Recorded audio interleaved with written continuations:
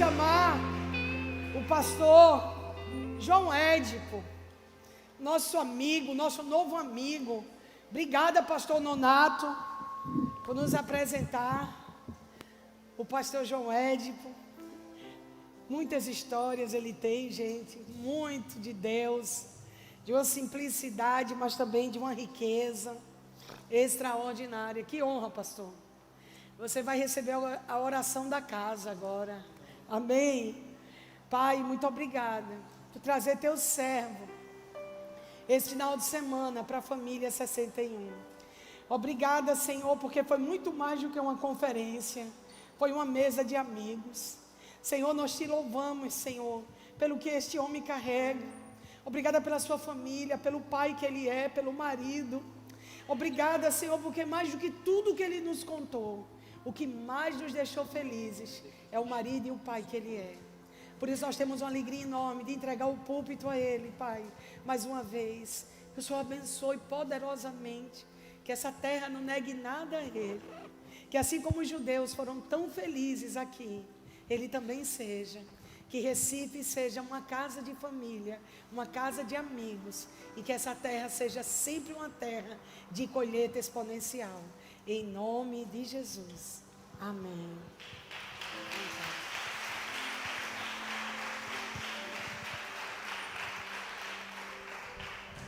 Boa noite. Tá tudo bem? Boa noite, tudo bem? Quando a pastora orava agora, afinal, eu quero te pontuar só algo. Nós não somos neutros nesse conflito, de forma nenhuma. Deixa eu te dizer alguma coisa, se alguém xinga a sua mãe, você não quer mais saber se a sua mãe tinha razão. Você quer defender a sua mãe. Ok? E criou uma ideia boba na igreja, que nós somos o Israel de Deus. A nossa aliança é superior, isso é verdade. Ela é meio, não por Abraão, foi o próprio Deus que se encarnou para nos salvar. Amém? Mas o homem que mais entendeu isso, um estudante de judaísmo, proeminente para substituir Gamaliel, Paulo de Tarso, quando ele está escrevendo sobre o sentimento de abandono que havia sobre os judeus, ele dizia: eu queria perder a minha salvação para eles entrarem. Esse amor que estava quem estava escrevendo o Novo Testamento, nunca esteve na cabeça de Paulo que alguém um dia usar os escritos de Paulo para odiar Israel. Amém? Talvez os dois mais compiladores das escrituras, os homens que mais escreveram na Bíblia, tanto Paulo como Moisés, fazem uma oração em comum. Moisés, quando Deus está irado com o povo, ele escolhe: olha, se o Senhor não amar esse povo aí, tira meu nome. O Paulo da mesma forma. E se nós estamos entendendo as escrituras, o nosso coração é o mesmo. Amém? Amém? Mas não é sobre isso que eu quero conversar. Eu não me preocupo muito com, até disse com uns amigos, conversei com muita gente, mas eu disse: se tem alguém que eu não queria ser por esses dias, era o líder do Hamas.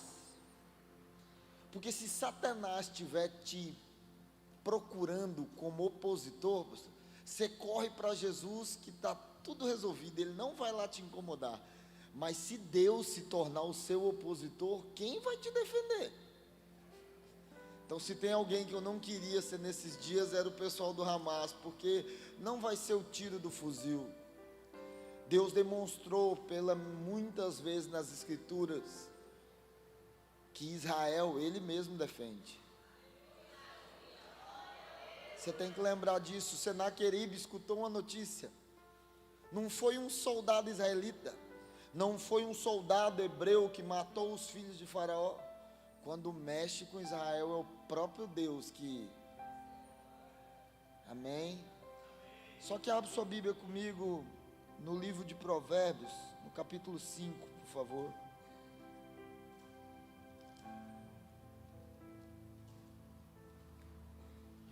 umas 4 ou 5 pessoas disseram assim para mim: olha, você não precisa se preocupar com o horário, viu? Fica tranquilo. Mas normalmente eu não me preocupo não, sabe, irmão? Eu sou quem mora mais longe, então a pessoa fala: ah, pastor, tem que acabar mais cedo para mim ir embora, mas eu moro mais longe que você. Achou Provérbios 5? Eu quero te mostrar um texto e dividir com você uma responsabilidade, tá bom?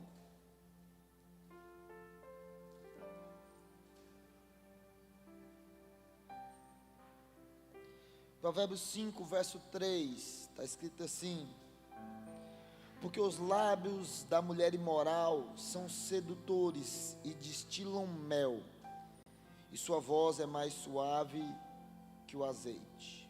Amém? Só esse versículo, nós vamos explanar sobre isso. Só gostaria de fazer uma oração, você pode fechar os olhos. Pai, em nome de Jesus, eu queria que o Senhor depositasse sua graça aqui essa noite. Há um ambiente tão gostoso aqui, Jesus, mas eu preciso da ajuda do Espírito Santo para que a sua palavra penetre no nosso coração, em mim e dos meus irmãos. Há um poder de responsabilidade emanando para nós. Nós queremos ser instruídos pela sua palavra, nós queremos ser organizados por ela. Eu oro como Paulo orou, pedindo sabedoria e revelação para que os olhos do coração sejam iluminados. Em nome de Jesus, Pai, todo espírito de distração que vem roubar a palavra, nós repreendemos a sua operação. Nós pedimos que haja uma concentração do nosso interior no Espírito de Deus. Nós te louvamos, Jesus, pelas maravilhas que o Senhor vai mudar em nós hoje. Em nome de Jesus. Eu tenho pensado e insistido com as pessoas que não existe uma vírgula desprezível nas Escrituras. Eu tinha uma mania, porque eu queria ler muito a Bíblia. A nossa comunidade lá tem que apertar. A gente, se você quer desenvolver no ministério, você vai ter que se gastar nas Escrituras. Mas então eu chegava nas genealogias, por exemplo, eu riscava aquilo assim. E um dia eu fui conversar com Jesus e ele me disse: você está sendo roubado. Eu falei: por quem? Ele disse: por você mesmo. Você compra 1 quilo, mas só leva 600 gramas. Eu falei: por quê? Ele disse: porque a minha fidelidade é comprovada nas gerações. Então você vai descobrir que Deus é Deus nas gerações. O plano de Deus é redentivo no coletivo, mas ele é aplicado no familiar. Entende?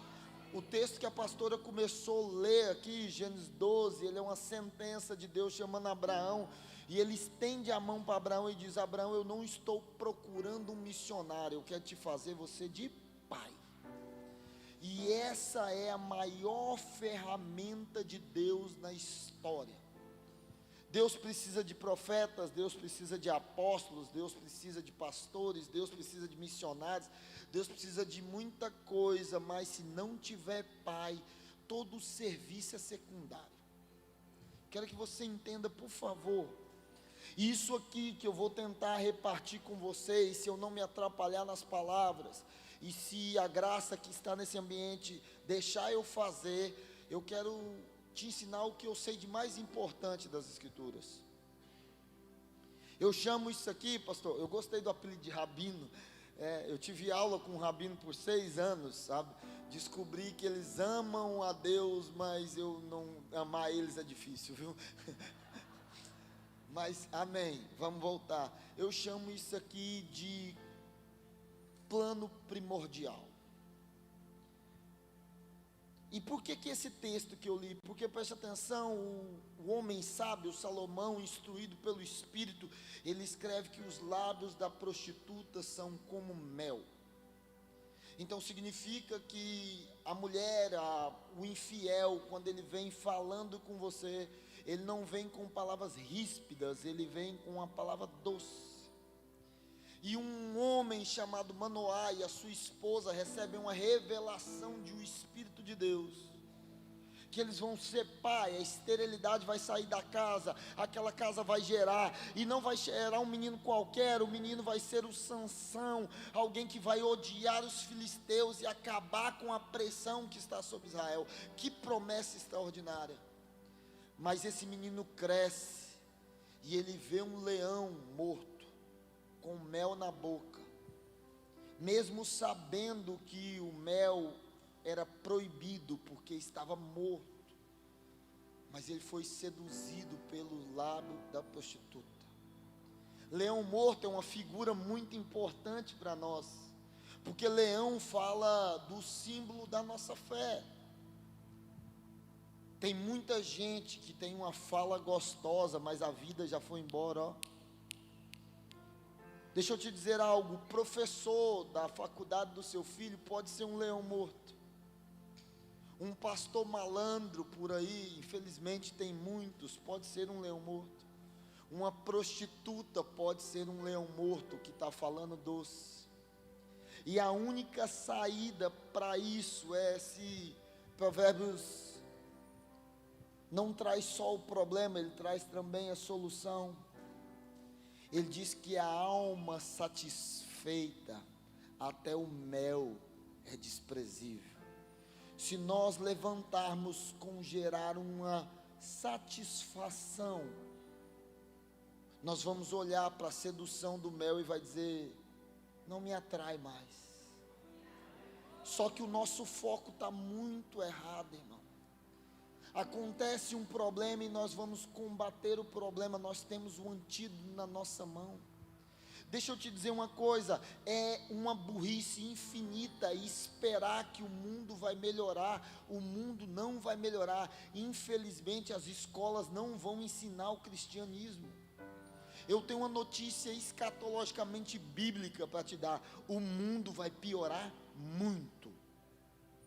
Então não adianta você orar dizendo, Deus, coloca bons professores perto do meu filho. Talvez Deus atenda essa oração, mas o mundo vai piorar. A responsabilidade é de você fazer o seu filho satisfeito, que ele vai ser imune ao mel. Deixa eu te dizer uma coisa, eu fiquei muito feliz e meu coração foi selado porque subiu aqui os professores da escolinha das crianças. Deixa eu te dizer uma coisa, se o seu filho não estiver aprendendo Bíblia, eles não têm problema nenhum com isso, porque a responsabilidade de evangelizar os filhos é sua. Você consegue me entender?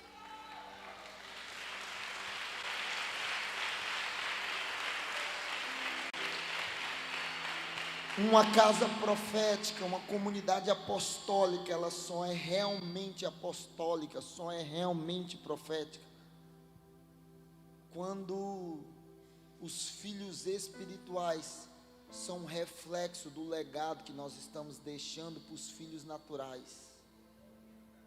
Não existe ninguém eficiente no reino de Deus que não esteja deixando em casa primeiro. Consegue me entender? Abre sua Bíblia comigo em Deuteronômio capítulo 6, verso 4. Eu acho que todo mundo sabe esse texto de cor, eu também sei, eu sou exibido. Está escrito assim: ouve, ó Israel, o Senhor é o único Senhor. Lembra disso? É o Shema, é a oração principal que o judeu faz. Ele diz, ó, Shema, ó Israel, ok? Ouça, ó Israel. O verso 5 diz, amarás o Senhor o teu Deus, de todo o teu coração, de toda a tua alma e todas as tuas forças. O verso 6 diz que todas essas palavras que hoje lhe ordeno estejam na oração. Aí ele começa a dizer, como é que você vai provar que você ama a Deus de todo o coração? Eu vou ganhar a cidade para Jesus. Calma, verso 7. Ensine com persistência os seus filhos. A prova que eu aprendi a amar Deus é que eu quero dar essa fé para os meus filhos. A prova que você ama a Deus não é se você ganhou a cidade inteira, irmão, é se você chegou com seus filhos lá. Você entende o que eu estou te falando? O que está faltando no Brasil não é médicos melhores, nem professores melhores, nem pastores melhores. Você não deve, escute, eu apaixonei no casal, vocês são incríveis, mas você não deve confiá-los. Os seus filhos são sagrados demais para você terceirizar a responsabilidade. Alguém chega assim para mim e diz: pastor, eu trouxe para você pastorear o meu filho. Eu disse: antes nós vamos ganhar você para Jesus. Porque se eu sou salvo, e você, lembra, eu perguntei aqui ontem, vou perguntar de novo: quem acredita na Bíblia aqui? Mas a gente na hipocrisia diga: eu acredito na Bíblia, mas quando a coisa rocha a gente diz: a salvação é individual, cada um sabe o que quer.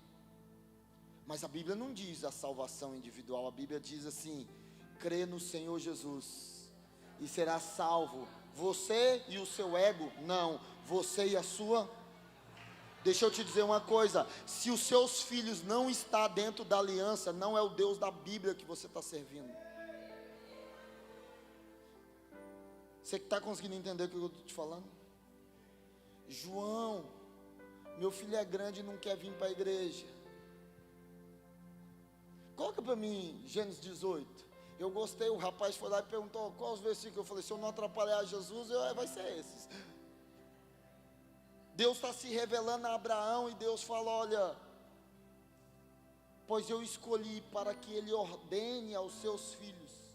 Quando esse texto passou nos meus olhos, isso despertou algo que eu falei: meu Deus, espera aí. Porque se existisse um jeito que obrigasse os seus filhos a servir a Deus, não tinha um desviado na terra. Quantos pais e mães que tentam de alguma forma trazer de volta os seus filhos? Eu falei: Deus, o Senhor ensinou essa fórmula para Abraão, eu preciso que o Senhor ensine ela para nós também. Deixa eu te dizer algo: você sabe quando Abraão foi circuncidado? 87. E Abraão é circuncidado com 87 anos. E eu começo a imaginar, pastor, que o Abraão fez uma entrevista, eu viajo nessas coisas, que alguém foi entrevistar fofinho o Abraão e perguntou como é que é a circuncisão. Ele fez: meu Deus do céu, é uma das piores coisas na vida. Eu passei 3 dias de febre, muita dor, quase morri, porque isso era circuncisão. Aí o Abraão sai da cadeira e vão entrevistar o Isaac. E aí, Isaac, como é que é a circuncisão? Dói? Não lembro. Por quê? Porque isso é ser pai, sofrer as dores para o filho entrar na aliança. Você entende o que eu estou te falando? O que eu estou te dizendo? Que você vai levantar um altar de oração, não é mais para você. Você vai levantar uma oração que o beneficiário vai ser os seus filhos. Eu vou levantar uma coluna de jejum, não é porque eu estou querendo nada, eu estou gerando um depósito. Eu estou levantando uma vida de sacrifício, não é porque eu estou acionando o que eu quero viver, não. Eu estou deixando um legado para a próxima geração. Se esse sentimento ele não estiver preso no seu interior, você fracassou. Todos os homens que Deus gostou, Deus deu um bom nome. Os que gostou muito, Deus deu riqueza e poder. Mas o que eles gostou demais, Ele diz: cara, eu vou ficar com os seus filhos. Deixa eu te dizer uma coisa, eu quero que você, e isso tem me causado muitos inimigos. Mas fazer o quê? Deixa eu te dizer uma coisa: não existe homem de Deus com filho desviado. Do mesmo jeito que não existe fruto ruim de árvore bom. Os filhos são reflexos da sua fé. Deixa eu te dizer algo: o que você faz publicamente, os seus filhos vão saber. Mas o que você faz secretamente, os seus filhos vão herdar. Isso está sentenciado. O que eu faço secretamente, o meu filho não sabe que eu fiz, mas ele vai ser inclinado. Então, se eu não posso ter uma chance de ficar sozinho, o pecado brota do meu interior, fique tranquilo, todo mundo vai saber quem é você. Eu não estou inventando algo, preste atenção. Quando o Senhor ele vai chamar a atenção dos sacerdotes através do profeta Oséias, ele diz: olha, Abre comigo, Oséias 4. Coloquei para mim, ó. Isso, Oséias 4. Ó.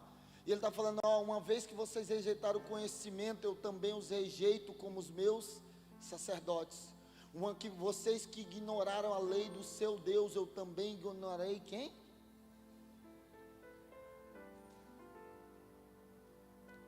Deus está dizendo que o seu filho não vem na igreja, não é porque o som da igreja não é bom, ou porque não tem uma programação para ele. Ele não vem porque a sua aliança com Deus está estragada. Eu estou te dando uma fórmula mágica hoje. Se a sua casa está inclinando para o mal, irmão,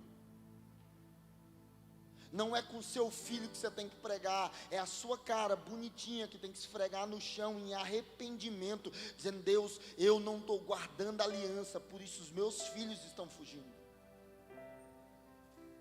Deixa eu te dizer uma coisa, Mateus 24, 37, o versículo que me perturba, parece que quando eu acordo o Espírito Santo diz, 24, 37, eu fui correr a primeira corrida na minha vida, apóstolo, tive que emagrecer na marra, e o cara vai me dar o número de inscrição, era 24, 37, eu falei, eu não vou na corrida não, vai chover, porque é Mateus 24, 37, essa perturbação me persegue, e Jesus diz, eu vou voltar, a vinda do Filho do Homem será como os dias de Noé.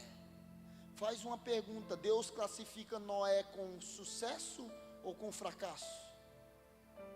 Deus classifica Noé como alguém aprovado ou rejeitado? Para nós, Noé seria um fracasso, irmão, porque ele tinha uma palavra vinda de Deus, mas na igreja dele só tinha 8 pessoas. Mas no céu, quando Noé chegou, a galera falou, uau, porque Noé fez a tarefa dele, quem não fez foram os outros. Como eu disse ontem aqui, você precisa entender, crer na pregação de Noé não é querer entrar na arca de Noé, crer na pregação de Noé é fazer também uma arca para si. Preste atenção, não vai escorar na fé do apóstolo, você vai imitar a fé, fazer igual. Não existe uma fé que não existe nenhum mandamento que tira responsabilidade, irmão. Esse não é o Deus da Bíblia. Você está conseguindo me acompanhar? Nós precisamos de um entendimento de que eu estou entrando diante de Deus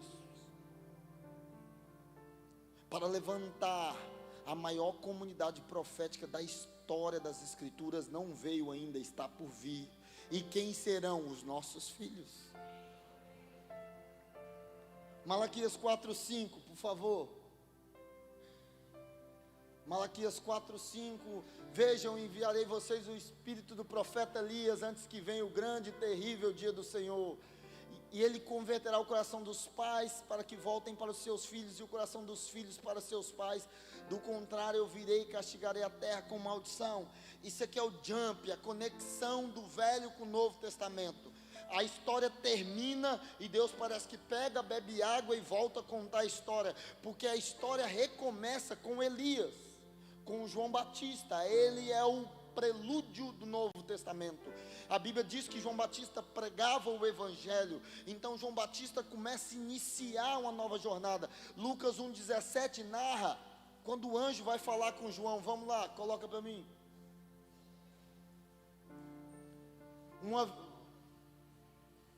Lucas 1,17, eu coloquei errado, desculpa.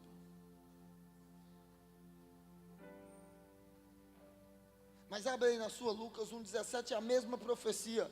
Isso, obrigado. E irá diante do Senhor no espírito do poder de Elias, para fazer voltar o coração dos pais aos seus filhos. Olha aqui para mim. Se é um anjo vindo da parte de Deus, a gente tende a crer que ele conhece a Bíblia inteira. Perfeito? E ele desce lá com uma mensagem e ele está reproduzindo o que Malaquias falou. Mais ou menos o que Zacarias está escutando é que João Batista ia ser o Elias, ok? Só que está faltando um pedacinho da profecia. Está dizendo, irá diante do Senhor no espírito e no poder de Elias, para fazer voltar o coração dos pais aos filhos, e dos pais a seus filhos. Está faltando a parte dos filhos aos seus pais. E isso me inculcou muito. Eu sou apaixonado nas escrituras. Eu falei, uai, o anjo esqueceu o pedaço. Aí eu fui estudar a história desse cara chamado Zacarias. E preste atenção, o que a partir de agora Deus está falando com Zacarias? Ele está dizendo, Zacarias, ele não disse isso para João, o anjo nunca apareceu para João. O anjo diz, ó, o seu filho vai fazer o seu coração se voltar para ele. O que é o peso que estava vindo sobre Zacarias? A partir de agora, as suas orações não são mais para o seu benefício, são para ele. Os nossos filhos nunca se inclinarão a nós, se antes nós não nos inclinarmos a ele. Por favor, entenda uma coisa, se você se voltar ao Senhor para que a sua casa seja salva, Deus vai lá e prende o coração dos seus filhos e trazem. O seu filho só tem escolha porque você ainda não o vendeu. Eu vou te dizer de novo, o seu filho só tem escolha porque você não o vendeu. Porque o meu eu entreguei ao Senhor. Eu falei, pode ser médico, bombeiro, eletricista, jogador de futebol, cantor, acho difícil, porque lá em casa ninguém tem esse talento. Mas ele pode ser qualquer coisa. Mas antes ele é do Senhor. Mas, por favor, escuta. A maioria de nós só começamos a prestar atenção na fé dos nossos filhos quando eles se desviaram.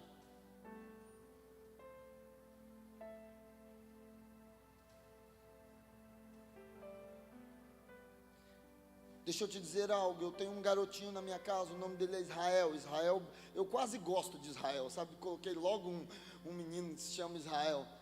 Quando eu fui entrar em Jerusalém, a mulher falou, eles pegaram nossos passaportes, nos revistaram, que a gente não estava em caravana, estava no meio da pandemia. Aí a mulher perguntou para mim, por que seu filho se chama Israel? Eu falei, porque eu gosto um pouco daqui. Mas eu fui convidado para ir na Secretaria Municipal de Educação, porque queria falar comigo sobre meu filho. E quando eu cheguei lá, tinha um homem chamado Alan Porto, que era o secretário estadual de Educação. Estava a Adriana Tomazoni, que essas duas pessoas ainda estão no cargo, que era secretária do município de educação. Estava a diretora do colégio e a professora. Eu falei, o moleque pôs fogo na escola.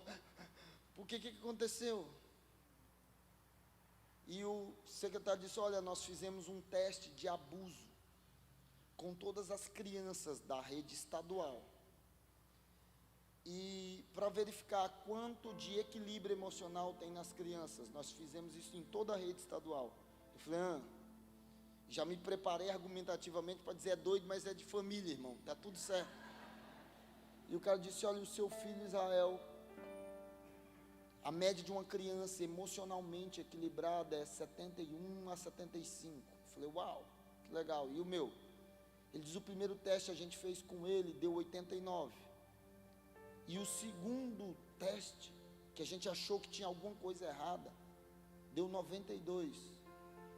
E eu meio sem entender ainda se isso era bom ou ruim. Eu falei, o que está acontecendo? Ele falou, cara, nós não acreditamos em ninguém 100% equilibrado emocional, mas o seu filho chegou perto. O que isso queria dizer? Que quando ele escutava uma notícia ruim, ele chorava. Quando ele escutava uma notícia boa, ele ficava alegre. E ela falou, me conte o seu histórico familiar, porque nós vamos te convidar a dar uma palestra. Eu falei, estou entendendo. Eu falei, meu histórico familiar, o meu pai teve 5 filhos fora do casamento, eu sou o 5º. A minha mãe está empatando com a Gretchen agora, vai casar pela 8ª vez. E o meu pai e a minha mãe nunca foram casados. O meu pai era muito bonito, como você pode reparar, olhando para mim. Olhou para minha mãe e fez assim. A minha mãe fez ui. E fizeram eu. A secretária de educação ficou atônita e falou, e você morou com seu pai e sua mãe junto? Quando eu falei, nunca morei nem com a minha mãe, moço, quanto mais com os dois juntos. Aí eles assustados, ele perguntou, mas o que fez esse menino ser desse jeito? Eu falei, se você tivesse me perguntado, eu sabia. Desde que ele tem 3 anos de idade, nós sentamos os nossos filhos, antes de dormir, e lemos 6 capítulos da Bíblia para ele, todos os dias. Hoje ele tem 11 anos e nós estamos acabando a 10ª leitura completa da Bíblia dele. Isso ensina a criança no caminho que se deve andar. É implantar no menino um subconsciente da palavra. O meu filho tem um professor de educação física que é homossexual. E fizeram um baixo-assinado para tirar o professor, porque o professor homossexual vai dar aula para as crianças. Eu falei, você está achando que nós não vamos? Irmão, na época de Noé só tinha 8 justos. O mundo não vai melhorar. Falei, o problema é que vocês esperem que o mundo trate bem e respeite a fé dos vossos filhos. Mas o mundo é hostil. Mas eu não estou temendo o mundo, porque eu estou implantando nele algo que é maior do que o mundo. Você consegue entender o que eu estou te falando?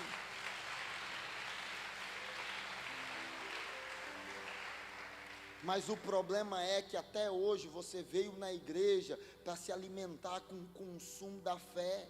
E eu disse isso aqui, eu preciso repetir. A família 61, essa casa não é para te abençoar, irmão.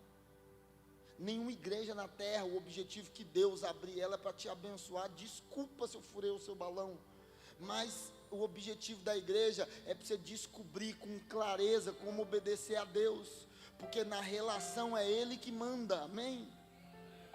Ok? E um dos mandamentos principais, e um dos versículos mais mal interpretados é: os filhos são herança do Senhor. Irmão, quem dá herança é que morre. E é uma das coisas que nós chamamos o nosso Deus é que Ele é eterno, Ele é imorrível. Ok? Então, herança do Senhor não é que o Senhor me deu de herança, é que eu vou deixar para Ele de herança. Quando eu partir, o nome do Senhor vai continuar na minha família. Você pensa nisso?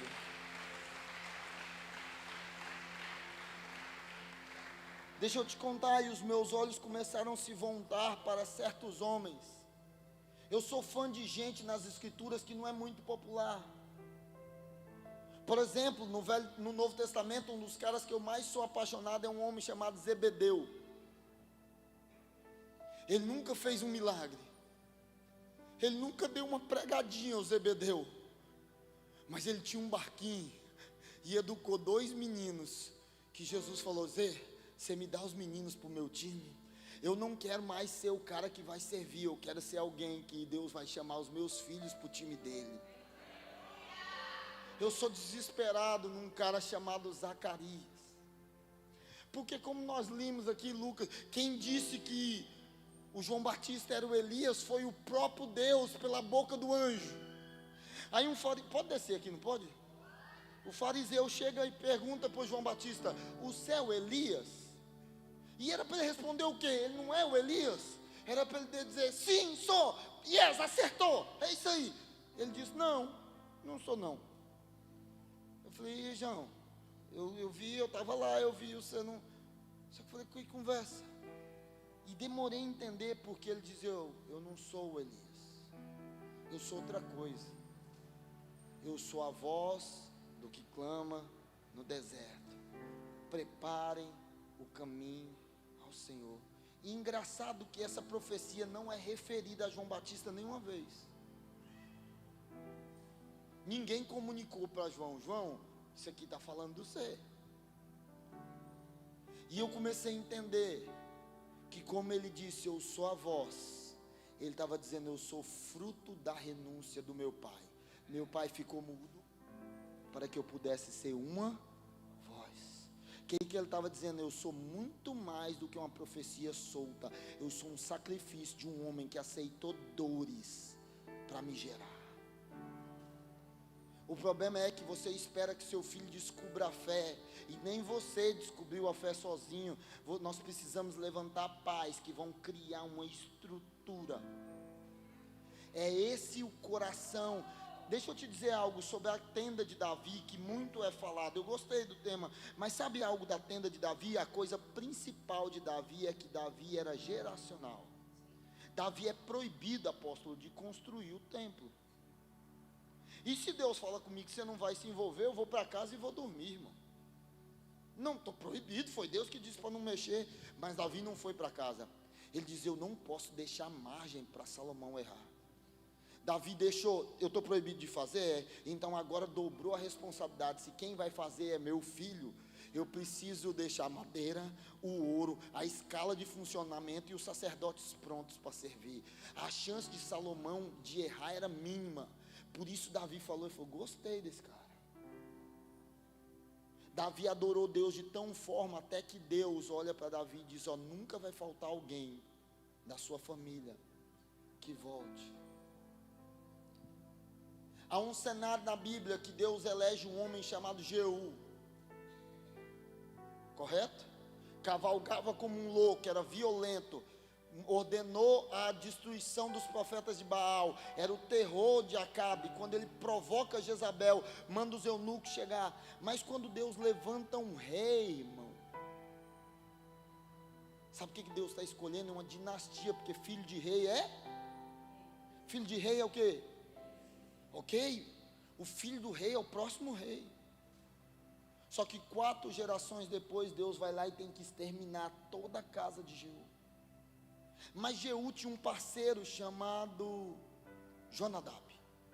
E ele está passando para destruir os profetas de Baal. E ele estende a mão para esse Jonadab e diz, o seu coração é reto para o meu coração, como o meu coração é reto para com o seu. E Jonadab diz, beleza, vamos junto. E eles estão na carroça. Passa 4 gerações, desculpa. Deus não quer mais nenhum descendente de Jeú perto dele, porque Jeú tinha força para fazer. Se você tivesse com câncer, não tinha uma madrugada que você não levantava para orar e chorava toda noite. Você é igual Jeú, cara. Quando as coisas vão mal, quando é para destruir, você tem toda a dinâmica do mundo, tem toda a predisposição, mas para construir, você não tinha a mesma coragem. E nós só temos que ter remediação, porque nós somos fracos na prevenção.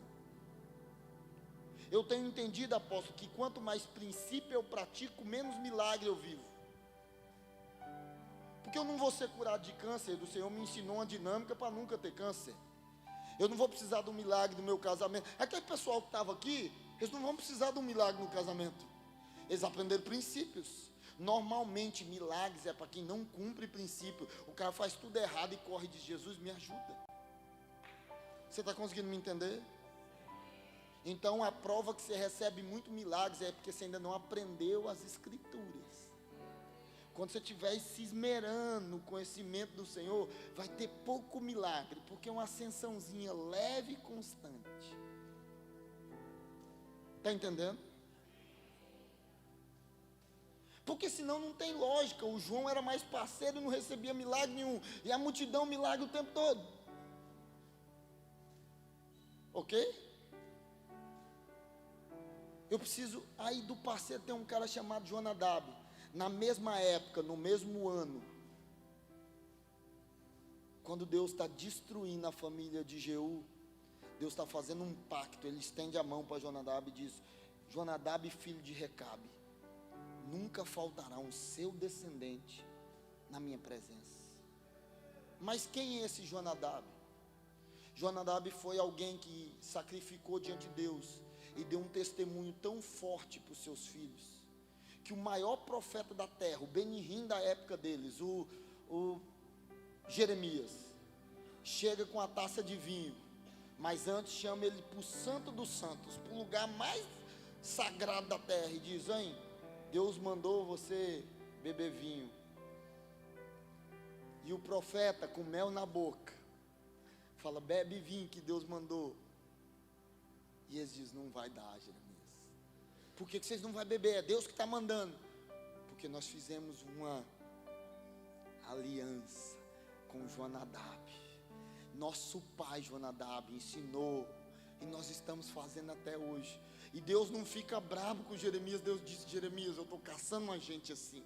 Eu estou caçando um homem, eu estou caçando uma mulher que vai se levantar diante da minha presença e não vai descansar os olhos, não é até ser abençoado, é até fazer um pacto entre eu e a sua descendência. Por favor, repita comigo para entrar no seu espírito: não há paz. Diga comigo: não há paz. Não há paz enquanto não houver uma aliança entre Deus e a minha casa. Não está tudo bem, cara. Enquanto meus filhos tiverem escolhas, eu não está tudo bem. Eu fico imaginando quem é o Amitai, o pai de Jonas. Porque suscitar profetas na família é um presente de Deus para os pais. Se me agradou, eu vou fazer do seu filho profeta. A música canta: do seu filho suscitei. Lembra? Que legal. Aí eu fico imaginando que o Amitai gastou a vida diante de Deus e viu Deus elegeu Jonas. E Deus te deu um livre-arbítrio, amém? Amém? Mas para o Jonas ele não deu. Porque o Jonas decidiu: eu vou para Jope. E Deus diz: vai não, maluco. Eu prometi para o seu pai que você ia ser meu profeta. Você está conseguindo entender? Vamos mudar, peraí, vamos mudar. Vamos trazer para o dia de hoje. O seu filho diz assim: eu vou me desviar. E Deus diz: não vai não. Eu prometi que ele vai ser sacerdote na casa.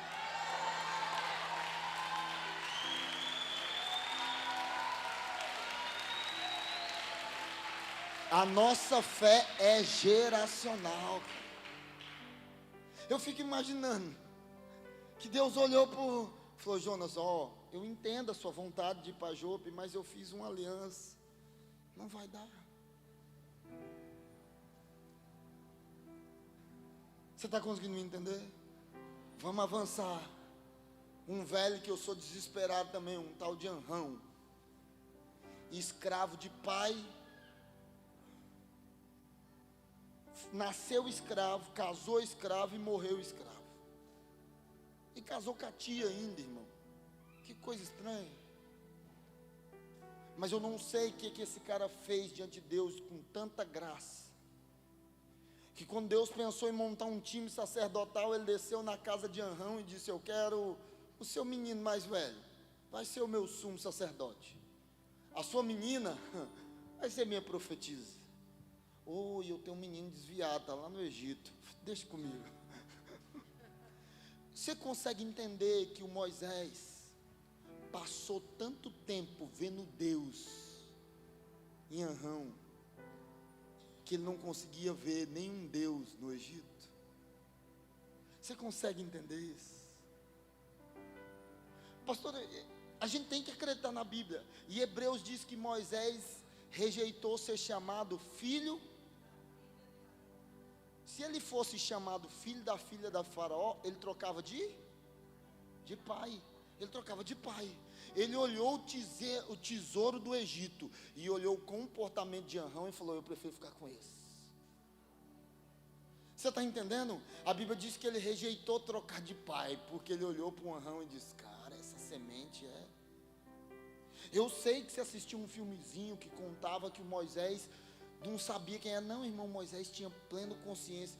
Quando Deus disse: eu sou o Deus de Abraão, de Isaac e de Jacó, ele escondeu a cara e falou: ixi, minha mãe disse que quem olhar para ele morre. Você está entendendo o que eu estou te falando? Esse é o Anrão.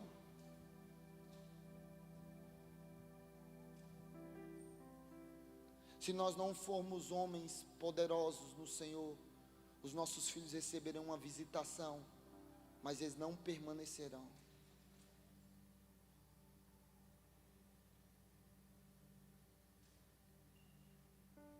Quero te contar algo, uma palavra que está machucando o meu coração tem uns 7 anos.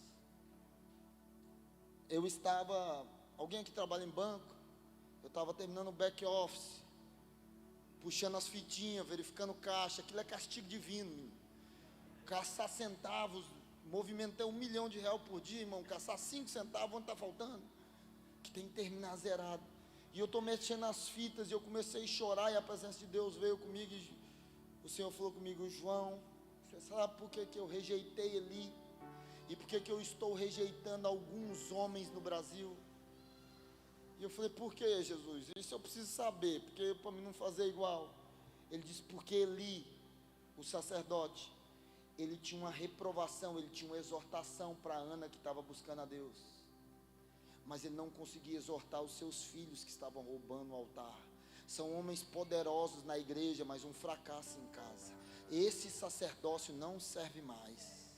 Este sacerdócio não serve mais. Nós vamos invertendo a dinâmica. As mensagens mais poderosas que eu recebi do Senhor, eu sento os meus meninos para contar. Falou, vai ser assim. E eles olham assim para mim e dizem. E alguém chegou para mim, apóstolo, e perguntou: que bobeira você lê para o seu filho? Ele não entende. E eu pensei, é verdade, ele não entende. E agora? E o Espírito Santo, na hora, para mim não deixar titubear, me perguntou: existe Espírito Santo Júnior? Existe Espírito Santo Kids? Então o Espírito Santo que está dentro de mim é o mesmo que está dentro dele? Da mesma idade? E o Senhor falou comigo: João, ele não precisa entender. Você vai juntando o favo. Quando for necessário eu faço mel. Você entende? Meu filho não é um pequeno pregador. 90% dos cultos ele dorme. Não está na hora dele. Porque se o seu filho começou a movimentar uma intercessão na sua casa, talvez não seja um avivamento, é porque você não está no seu posto. Sabe o que eu estou te falando? E é no amor, irmão. Porque mais vale uma verdade bem dada no queixo, assim, do que uma mentira no bolso.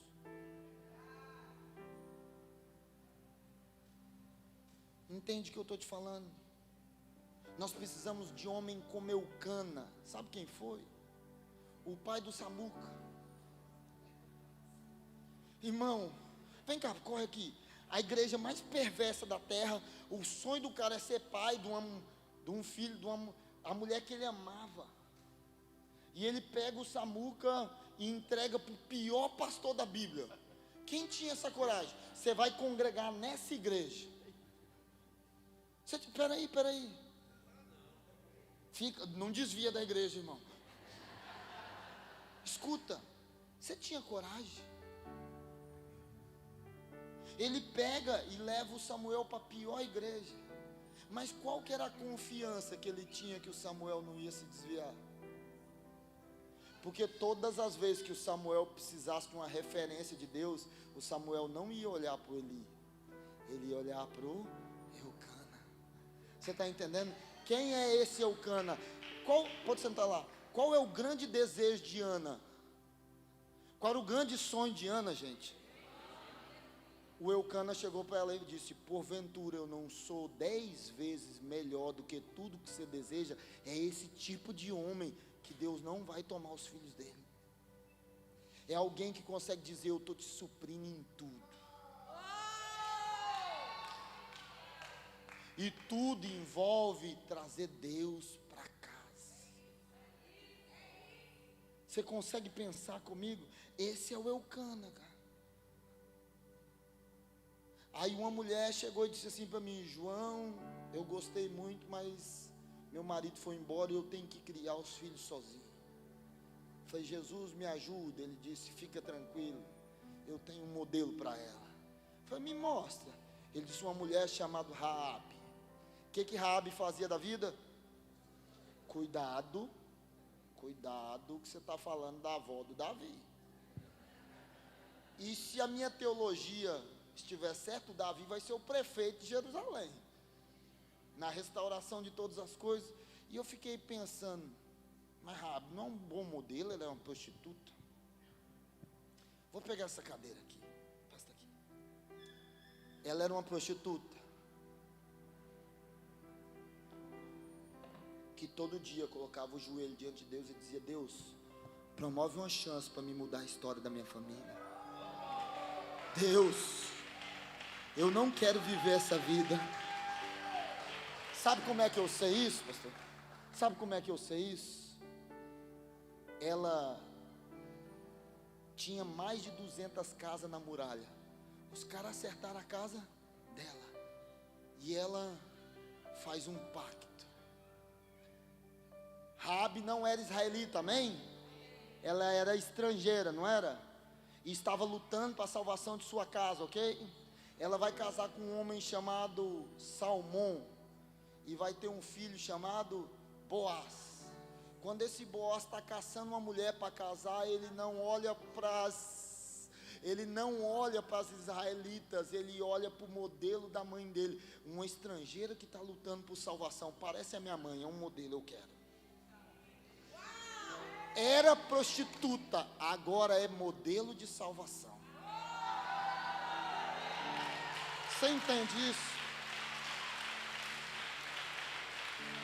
Essa é a Raabe. A Raabe olha e fala, A Raabe era prostituta até Deus entrar na casa dela. A partir de agora, irmão, ela é da família de Davi. E eu acho que você não entende de honra, mas Davi deu um nome de 2 colunas no templo. Lembra? Uma coluna se chama Joaquim e a outra coluna se chama Boaz. Davi pôs o nome dos 2 bisavós. Essas colunas vêm para Salomão já com nome. Eu falei, Jesus, eu já vi nome de rua, de praça, mas de coluna. Quando eu morrer, eu quero virar o nome de uma cidade, irmão. Não é o nome de uma praça, não. E de uma cidade assim, capital. Eu também não quero virar uma cidadezinha do interior, não. Estou gastando muito para viver à toa. Mas eu perguntei, Jesus, qual que é o objetivo desse nome? Porque o que sustenta a casa de pé é a honra aos antepassados. Tinha homem na minha linhagem, tinha alguém. Então escute, eu sou o último da minha descendência que conheceu, que se deitou com uma pessoa antes do altar. Depois de mim, meus filhos não têm escolha.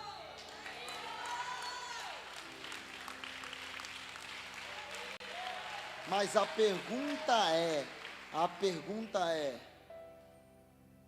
que tanta dor você quer sentir para que seus filhos fossem salvos? Acorda, por favor. Deixa eu te dizer algo, quem não tem uma herança para receber espiritual, tem a obrigação de deixar uma herança. Eu estava choramingando para Jesus e eu disse assim, eu tinha escutado uma pregação, eu estava empolgado, eu disse, eu sou improvável. E Jesus disse, por quê? Eu falei, o senhor não sabe minha história não? Eu não tive pai, não tive mãe. Ele falou, mas você tem o Espírito Santo? Eu falei, tem. Então ele promove todas as possibilidades.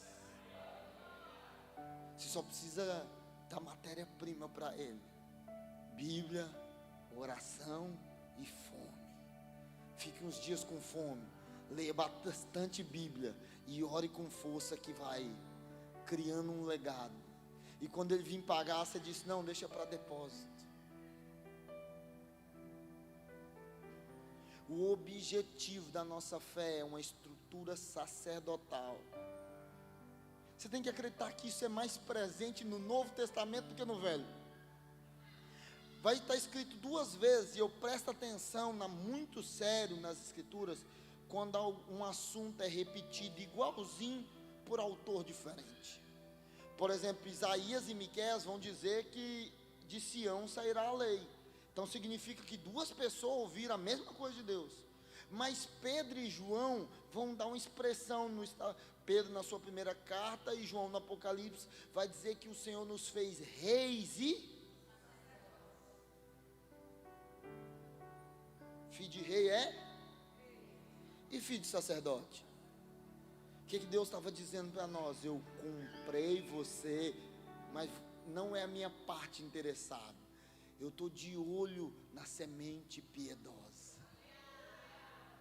Eu estou de olho nos que virão pós você.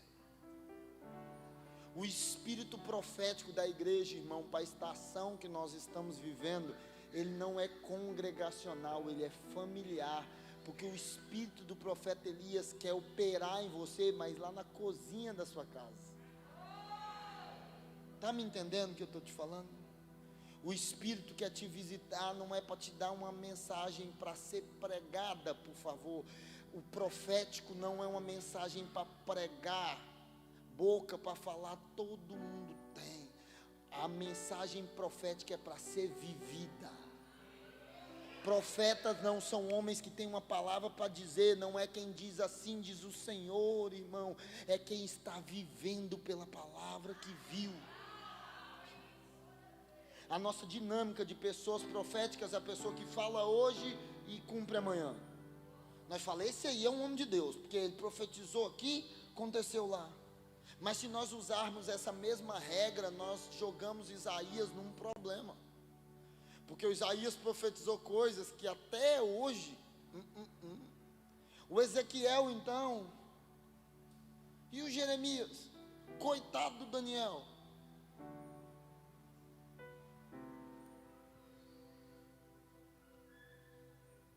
Porque esse desenvolvimento profético, irmão. Sabe por que você não dá conta de olhar para Isaías e dizer assim, essa profecia que não foi Deus que falou? Porque mais quem se comprometeu pelo que Isaías tinha falado, era ele mesmo. Tem muita gente diz que ouvindo Deus, dizendo coisas para o outro fazer, cara. Mas a nossa estação, nós estamos ouvindo e fazendo. Disse aqui ontem, preciso respaldar isso. João Batista vacinou uma comunidade contra engano.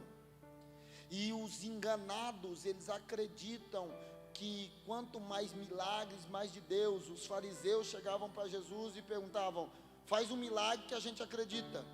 E Jesus não fez o milagre, não é porque Jesus era teimoso, não, irmão. Jesus amava os fariseus do mesmo jeito que amava eu e você. Ele não fez o milagre, não. É porque se a fé estivesse escorada no milagre, quando o anticristo aparecer, eles iam acreditar no anticristo.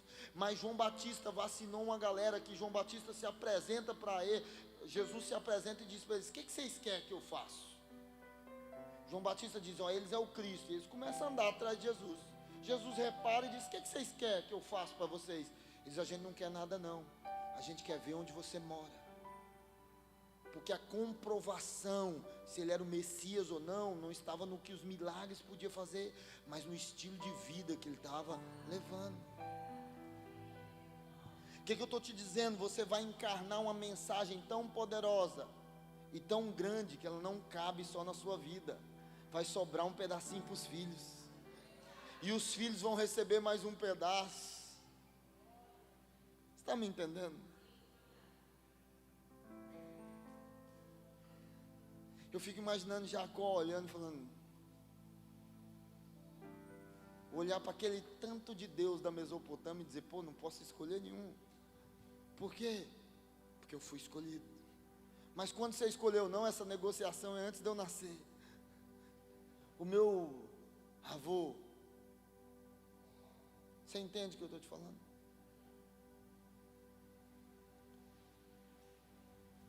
Nós vamos levantar homens e mulheres que vão se gastar diante de Deus pela causa correta. E a causa correta é um legado geracional. Por favor, anote no seu coração, sucesso é Deus poder se apresentar aos seus filhos usando o seu nome. Deus quer chegar e dizer assim, eu sou o Deus de seu pai. Apóstolo, você vai fazer um desafio comigo. Amanhã cedo eu vou embora, mas o senhor vai me mandar um zap. O senhor vai mandar uma mensagem para suas filhas e perguntar se a primeira vez que Deus falou com elas, ela não achou que era o Senhor que estava falando. Deus é um bom imitador. Ele diz, deixa eu te dizer, eu estou bem representado. Você está entendendo o que eu estou te falando? Deus usou o corpo de Jesus. Mas quando ele olhou do céu, o Deus que é pai de todo mundo, quis ser filho do Zé. Esse homem me impressiona demais. O Zé, o marido de Maria, ele me chama a atenção. Por quê? Porque ele escolhe, o cara que é o pai eterno decidiu ser filho dele. E filho mesmo, porque falou, eu quero que o Zé me adote. Porque o Zé não estava na parada. O Zé não ia ficar grávido. Mas eu quero livrar a barra do Zé para você.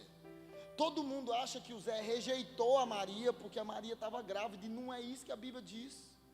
A Bíblia diz que sendo José justo, diga justo, é bom. Então, sendo José justo e para não infamar Maria, decidiu fugir. Sabe o que o José ia fazer? Presta atenção. Alguém chegava lá na casa do José, a Maria com a barriguinha crescendo, o José já estava sabendo que ela estava grávida, mas a gente já sabia. Alguém ia chegar, bater na porta e perguntar: José, você se deitou com a Maria? Se a resposta dele fosse não, o que acontecia com a Maria? Então José teve que assumir a culpa no lugar da Maria.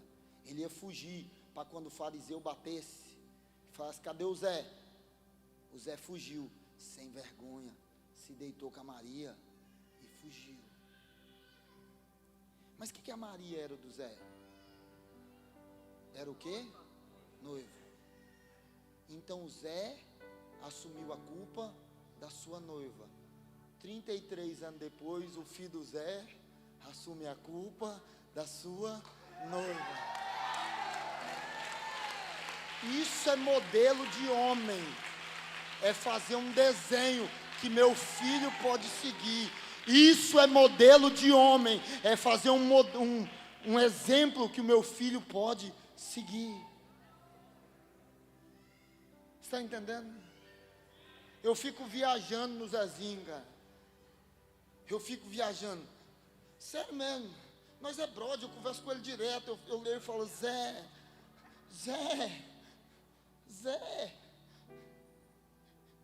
Mas eu fico imaginando Deus olhando, passar lá e dizendo: esse cara não vai dar. Mas quando ele olhou para o Zé, o coração bateu forte.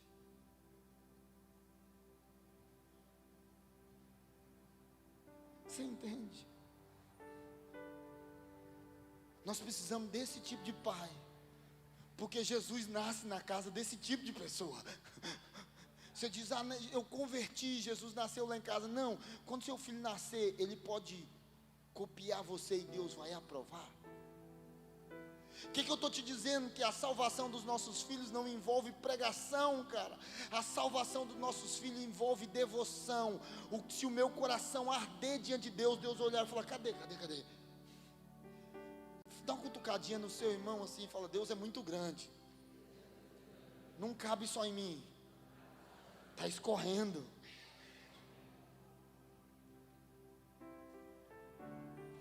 Isso é tão sério, apóstolo, que o Paulo de Tarso foi escolher um substituto, o herdeiro da unção apostólica mais poderosa da terra. Eu queria ser cantor, e a nossa banda na igreja ia se chamar Os Tarcianos. O nome era um fracasso, mas a música era pior do que o nome, irmão. E o Paulo olha para Tito e diz: Tito começou agora, ele não suporta essa unção. Sabe por que ele colheu Timóteo, né? Ele deu uma olhadinha para cima e viu Eunice, crente pra caramba. Falou: essa fé já foi testada. Passou para o andar de cima, viu uma véia chamada Lloyd, fogo puro. Falou: ele suporta o que eu estou gerando. Você entende o que eu estou te falando? Deus está levantando homens e mulheres que vão ter o coração gastando-se nele para ter uma aliança familiar. Eu não desprezo e não rejeito o ajuntamento no templo, de forma nenhuma. Eu não acredito na dinâmica, isso é para um outro momento, na dinâmica de perseguição. Eu acredito muito mais que o Satanás não vai nos perseguir, ele vai nos persuadir. Ele vai nos inflamar, tentar enganar. Então eu acho a estrutura do templo extremamente referencial e necessária.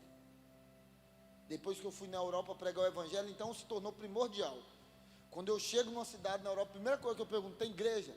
Cara, evangélico ou católico? Qualquer uma. Quero ver uma igreja. Vejo uma igreja, eu já falo: não, está tudo certo, está tudo bom. Mas lembre-se que a estrutura do templo, ela é temporária. É ou não é? Porque lá na Nova Jerusalém,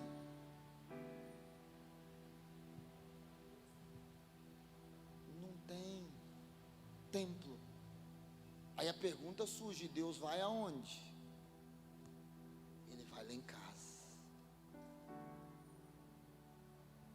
Ele vai lá em casa. Ele vai aonde? Na sua casa.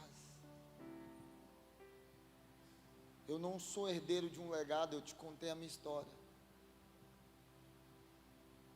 Mas o meu objetivo de vida é que meu bisneto tenha vergonha do jeito que eu servi a Deus.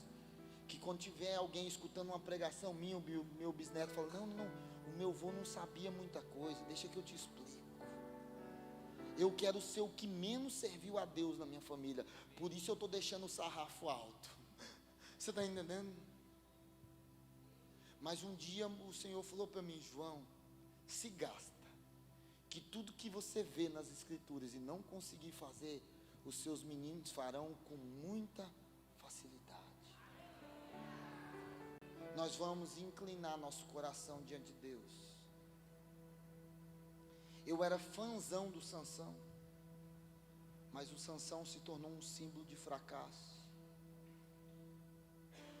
Porque todo mundo aqui sabe para que o Espírito de Deus vinha sobre Sansão? Para ele matar filisteu. Sansão foi a primeira arma de destruição em massa, irmão. Sansão era uma espécie de Hulk com homem de ferro. Só que o anjo nunca disse para Sansão o que ele tinha que fazer na vida. Quem tinha que dizer era um homem chamado Manoá e uma mulher que não se sabe o nome. E eles ficaram felizes com a visitação, mas se esqueceram da obrigação. E quando Sansão viu um filisteu a primeira vez, em vez de odiá-lo e partir para a guerra, ele apaixonou e queria casar. Escute, só o relacionamento com o Senhor e o implantar das escrituras nos nossos filhos vai direcionar o que os nossos filhos deverão amar e o que os nossos filhos vão gostar e como as afeições do coração deles vão se inclinar para onde. O filho Manoá não disse. E você sabe, pastor, eu fico caçando essas coisas porque quando o leão que nós lemos aqui atacou Sansão, a Bíblia diz que Sansão pegou a boca do leão e quando compara diz que ele rasgou como um cabrito. Sansão fez como ele fazia com o cabrito. Mas você sabe que animal Manoá ofereceu quando Sansão nasceu? Um cabrito. O cabrito era o animal para o tabernáculo. Ele não podia ser rasgado, tinha lugar certinho de cortar. Mas Sansão não sabia, o poder de Deus vinha sobre Sansão e Sansão não sabia agradar a Deus. Essa é a nossa geração de jovens na igreja, o poder visita o jovem, e eu fico loucão, eu venho nessas conferências de jovem, fico beirando assim, vou entrar nos caras e diz, pastor, é do jovem hoje, eu falo, não, eu só vim trazer um copo, e eu vou ficando, porque eles ficam loucos, irmão, eles faltam andar na parede, eu fico lá sonhando e doido, mas quando eles saem de lá, eles não sabem como agradar a Deus. E você sabe por que nós temos tanto escândalo? Porque a igreja pega um jovem cheio do poder de Deus, dá fama para ele, e depois mais famoso do que o seu ministério se torna o seu escândalo. Pensa aí, você conhece centenas de milhares de casos de alguém que aparece do nada e some do nada.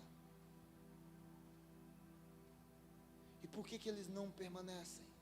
Porque faltou a operação de alguém que implantou nele. Está me entendendo?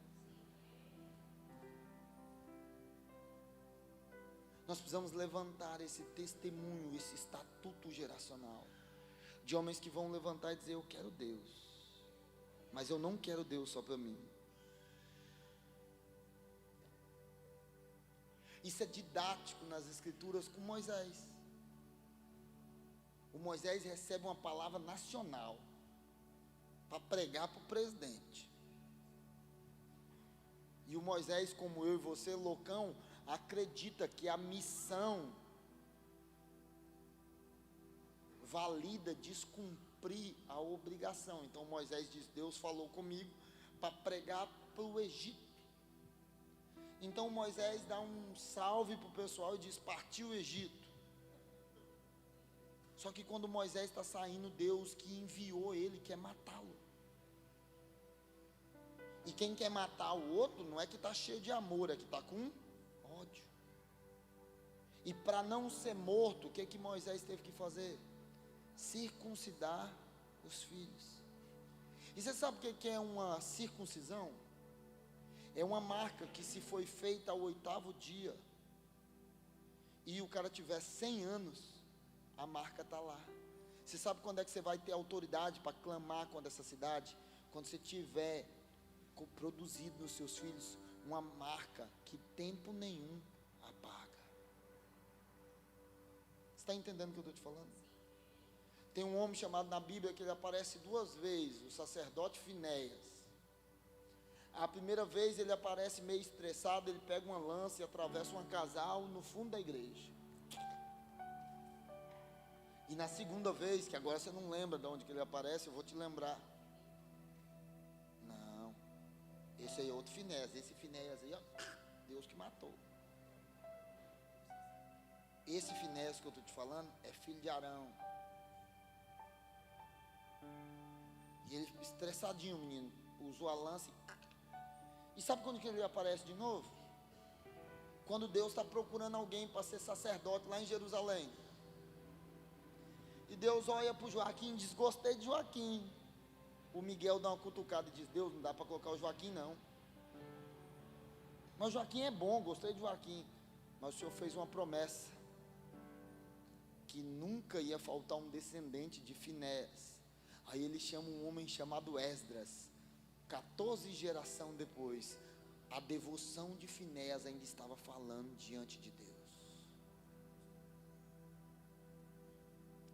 Para a gente caminhar para o fim, Lucas 17, é o mesmo capítulo de Mateus 24. Então lá está escrito assim também: a vinda do Filho do Homem será como os dias de Noé. Só que vai adicionar um personagem, ele vai dizer: a vinda do Filho do Homem também será como os dias de Ló. E isso me deixou com medo, porque o panorama básico, a diferença básica entre Noé e Ló foi como Deus tratou os filhos.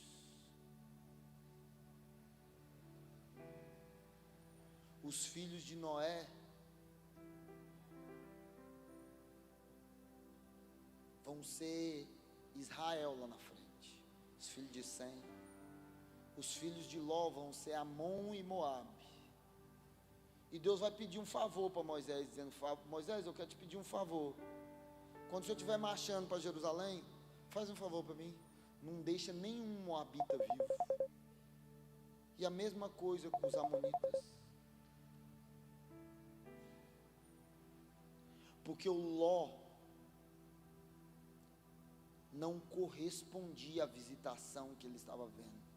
Deus entrava na casa de Ló, e Ló comunicava essa mensagem, mas o comportamento não refletia a palavra que ele estava liberando. Mas o Noé, todo mundo olhava e falava: Deus falou com esse cara. Eu preciso repetir isso para entrar no seu coração. O objetivo de Noé não era construir uma arca, era educar crianças que iam reconstruir o mundo. Eu preciso que você tenha esse sentimento, que se Deus destruir o mundo inteiro e se a sua casa ficar, ela volta a ser o Éden. Se você não está preparado para isso, a gente faz o apelo no final e você recebeu a fé errada, você vai receber Jesus agora. Porque o objetivo é que Jesus toque em você.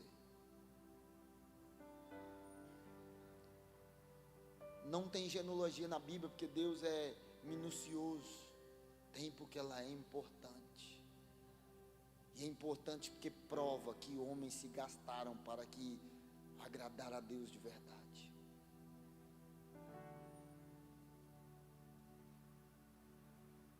Se nós levantarmos esse altar diante de Deus, com a devoção correta, com o sentimento correto, os nossos filhos voltarão para esse lugar. João, meu filho nunca se desviou. Se você implantar a palavra nele, ele nunca vai se desviar.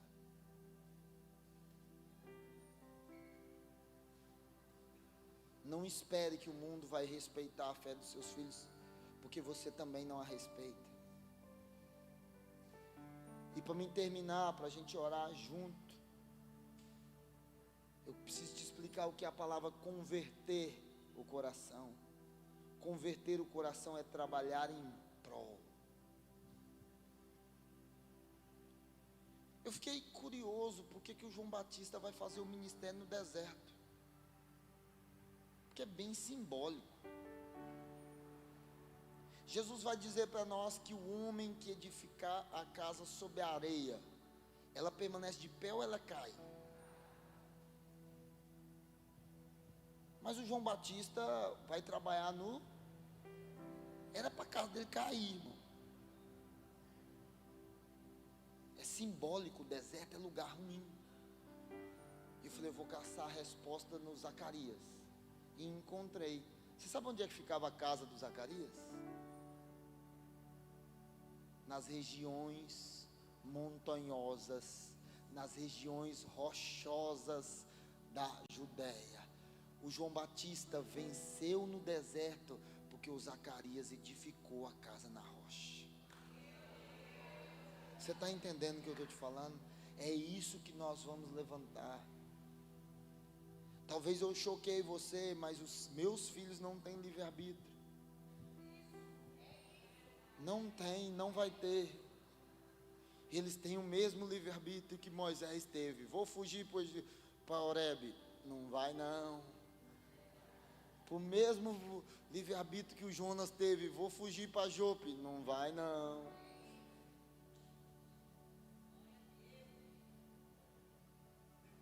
Porque nós somos, não é da semente de Loca. Nós somos da fé de Abraão. E a fé de Abraão obriga os filhos a temerem o Senhor. Você pode ficar de pé comigo, por favor?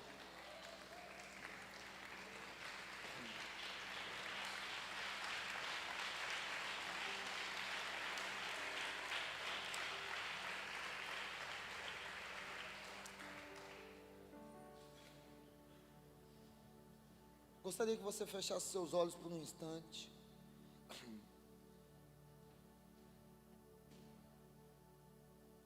Eu quero orar por você e depois vou te convidar a você orar comigo. Eu queria continuar, o pastor Jair Procópio, meu amigo, está comigo, ele sabe, eu estou pelo menos uns 60 dias, falando todos os dias sobre a companhia apostólica dos amigos de Jesus. Mas ontem Jesus disse para mim algo muito específico. Ele disse, João, amanhã eu vou comprar paz nessa casa. Eu escutei até comprar pães, e eu pensei logo em Betel. Falei, Belém, desculpa, casa de pão, o que tem em Belém? E Jesus disse, João, é comprar paz. Eu vou levantar paz. Homens que vão salvar a sua família, e a sua casa vai ser uma incubadora de salvação. Mulheres que vão receber uma porção como Raabe. Irmão, a Raabe tinha filhos já. Se você ler, os filhos de Raabe foram salvos. Ela era mãe sorteira. Pela profissão, você deve imaginar por quê. Mas ela se buscou o Senhor. Então eu gostaria de fechar os seus olhos. Eu quero orar por você. Pai, no nome de Jesus, o Senhor me disse que queria, e eu estou pedindo ao Senhor que o Senhor toque no coração dos homens e mulheres que o Senhor chamou para ser homens que vão ser os pioneiros da aliança, que a partir deles vai surgir uma semente piedosa, que vão ser visitados pela porção do espírito de Elias e vão começar a trabalhar para a salvação dos seus filhos.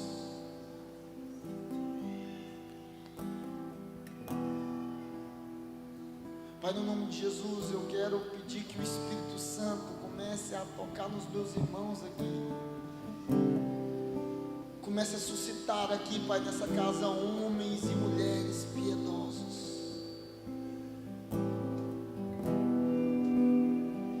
Senhor, antes de nós termos um mover de João Batista, nós precisamos de uma Isabel e uma Zacarias, de uma Maria e de um Zezinho.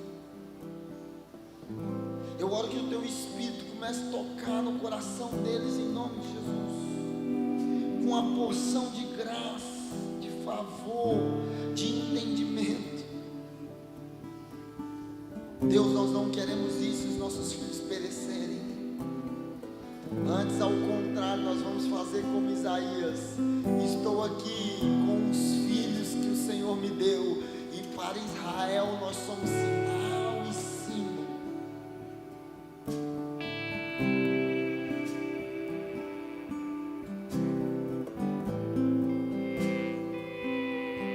E agora eu quero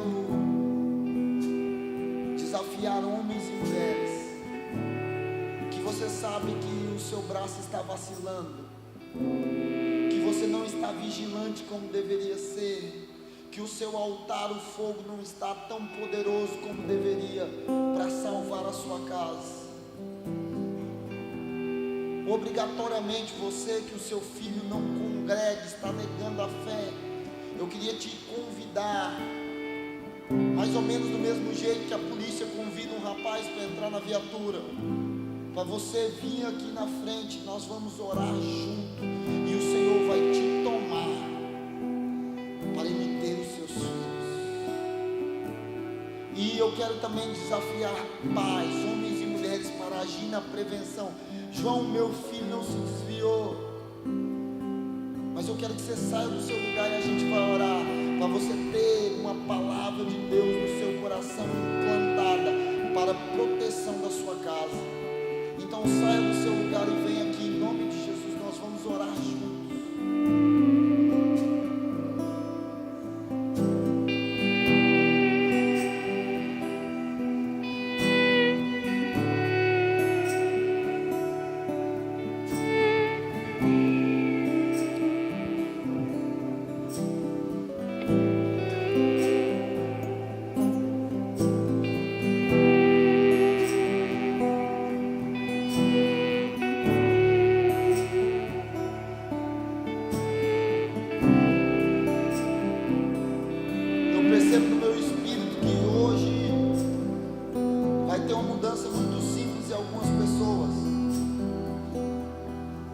Moisés teve um auxiliar.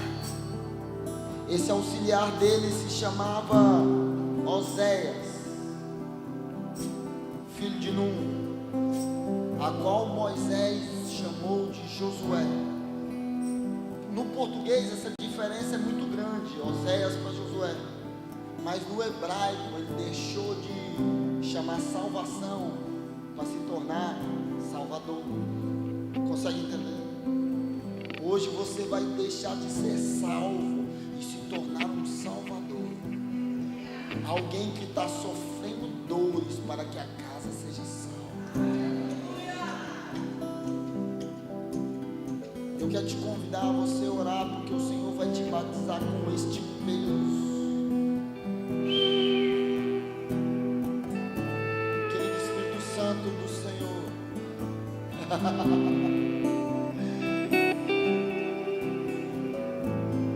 Quero impartir com os meus irmãos esse peso geracional, e que o Espírito de Elias opere neles agora, em nome de Jesus, em nome de Jesus, em nome de Jesus, em nome de Jesus. Que toda apostasia, que toda mão vacilante seja ofendida pela graça agora, e haja uma porção de poder e violência, e o Espírito grite no seu interior: não há paz, não há paz, não há paz, enquanto o Senhor não tiver uma aliança com a minha casa, não há paz enquanto os meus filhos não tiverem um altar.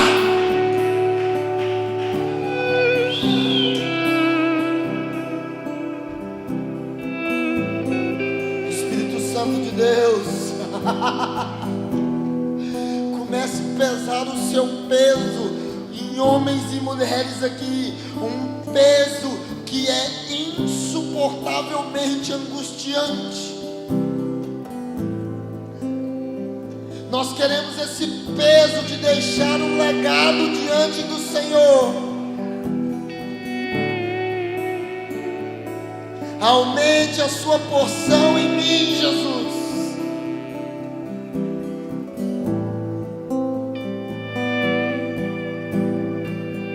Deus está mudando você, não é mais Oséias, é Josué.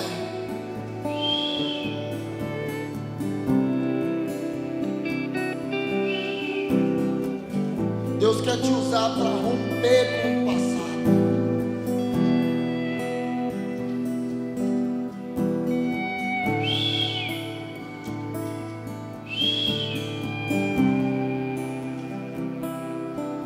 Eu sou apaixonado num homem chamado Caleb, filho de Jefoné, o quenezeu. Kenaz é o quarto povo que Deus manda Moisés matar. Quero que você mate o Eteu, o Eveu, o Jebuseu e o Quenezeu. E o Caleb é filho de um Quenezeu. E o pai do Caleb, Jefoné, morre no deserto. E quando o Caleb vai deixar a herança para a filha dele, Axa, casada com Otoniel, ele dá uma terra que não tem água. E a Axa chega para o Caleb e diz: não, eu não tenho herança do meu avô, eu não vou morrer no deserto, eu quero fontes superiores. É isso que nós estamos lutando, para inserir a nossa casa na aliança. Ei, nós não estamos faltando um pedaço, não está faltando sangue no cordeiro para salvar, o que está faltando é lágrimas diante de Deus. Deus ama os nossos filhos, a pergunta é se nós também amamos. Mas nós preocupamos com educação, com saúde, com segurança, com bem-estar, mas o primordial é deixar Deus para eles. O primordial não é garantir o futuro, é garantir a eternidade. A salvação da minha casa é tão importante que eu não vou deixar para ninguém fazer. Eu serei um salvador. Eu aceito peso. Eu aceito peso. Eu aceito peso. Eu aceito peso. Pesa o seu favor, Jesus.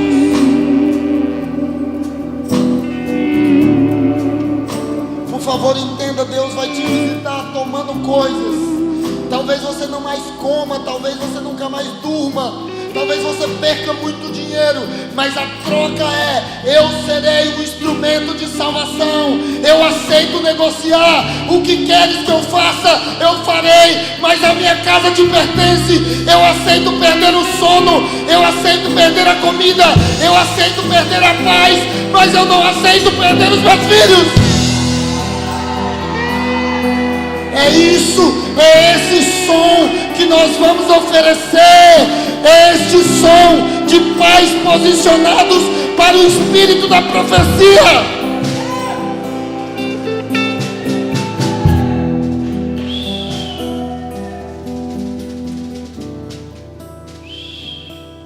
Salvadores, homens que olham e digam: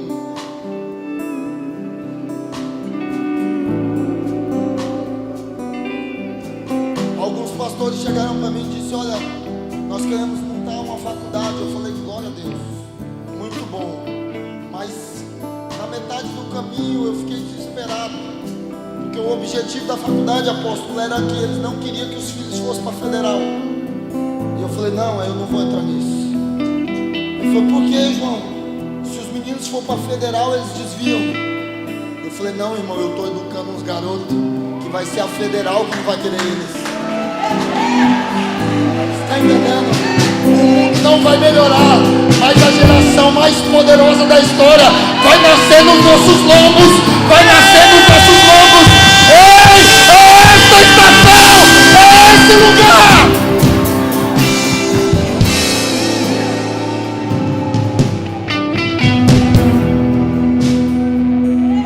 Eu confio tanto nisso, que se o seu filho estiver desviado, e se você esfregar sua cara no chão por centenas e milhares de horas, dizendo: Deus, eu não aceito, e se Deus não trazer o seu filho e colocar ele nesse altar, eu não deixo de ser salvo. Eu aposto a minha salvação nisso. Você sabe por quê? Porque o Jesus apostou dele. Eu confio em Jesus. Eu confio em Jesus. E confiar em Jesus é decidir fazer o que Ele falou. Eu estou gerando um depósito. Esse depósito vai vir sobre você.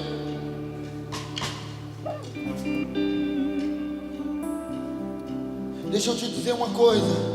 Se nós nos gastarmos direitinho, o nosso filho vai ser ameaçado por Deus. Do mesmo jeito que o Moisés foi ameaçado pela serpente, irmão. Ele jogava a serpente no chão, ela queria picar Moisés. Ela não era um instrumento de defesa. Ela virou e: se nosso filho soltar o cajado, Deus pega eles. Você entende o que eu estou te falando? Essa posição geracional. Eu teria mais algumas coisas para te falar. Tipo, eu fui atrás desesperado de saber quem é o pai de Daniel. Por que esse guri não se desvia? Por que o menino Daniel não desvia? Você sabe por que eu fiquei interessado no pai dele? Porque quando ele vai agradecer a Deus por Deus ter revelado o sonho de Nabucodonosor, ele ajoelha e diz: eu te louvo, ó Deus de meu pai. Eu falei: o pai do Daniel era crente, e o Daniel estava na Babilônia e não pereceu. Está entendendo? A Babilônia está aí fora. Está faltando nós gerarmos os nossos Daniels. A federal não vai vencer os seus filhos se Deus vencer você. A federal não vai vencer os seus filhos se Deus vencer você. As ideologias não vencerão o seu filho se a paixão do Senhor vencer você. A disputa, escuta, quando Deus pediu Isaac, Deus não queria o Isaac. O Deus queria o Abraão. Ele queria Abraão integralmente. E se Deus tiver integralmente, Ele vai ter os seus filhos. Deus te abençoe em nome de Jesus. Deus te abençoe em nome de Jesus. E que Deus te persiga até você conseguir. Que Deus te persiga até você conseguir. Em nome de Jesus.